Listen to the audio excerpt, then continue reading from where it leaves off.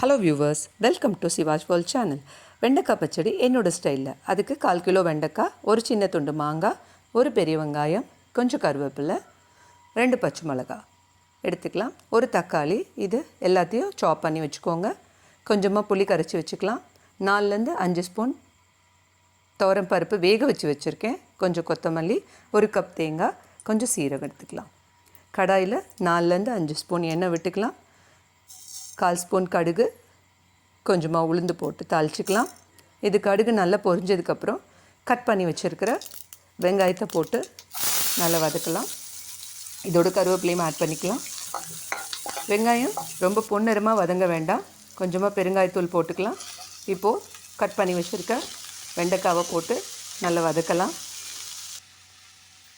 இந்த mean time masala அரைச்சி வச்சுக்கலாம்.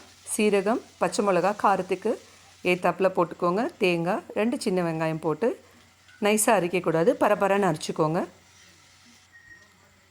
இந்த மாதிரி அரைச்சி வச்சுக்கோங்க. இப்போ வெண்டைக்காய் பாதி அளவு வெந்துருச்சு. இப்போது கட் பண்ணி வச்சுருக்க மாங்காய், தக்காளி இதை போட்டு நல்லா வதக்கலாம். இது ஒரு 2 மினிட்ஸ் வதங்கினதுக்கப்புறம் 1/4 ஸ்பூன் மஞ்சள்தூள் போட்டுக்கலாம். தேவையான அளவு உப்பு போட்டுக்கலாம். இதை நல்லா வதக்கிட்டு அரைச்சி வச்சுருக்க தேங்காய் பேஸ்ட்டு போட்டுடலாம். கரைச்சி வச்சுருக்க புளி கம்மியாகவே போட்டுக்கலாம். ஏன்னா தக்காளி மாங்காய் போட்டிருக்கிறதுனால ரொம்ப புளிப்பு வேண்டாம். கொஞ்சமாக சாம்பார் பொடி போட்டுக்கலாம். இப்போ இதை நல்லா வதக்கிட்டு ஒரு 2 மினிட்ஸ் அப்படியே விட்டுருங்க. இப்போது இறக்க போகிற நேரத்தில் வேக வச்சுருக்க இந்த பருப்பை போட்டு கட் பண்ணி வச்சுருக்க கொத்தமல்லி தலையும் போட்டு சூடாக இறக்கி சர்வ் பண்ணால் செம சூப்பராக இருக்கும்.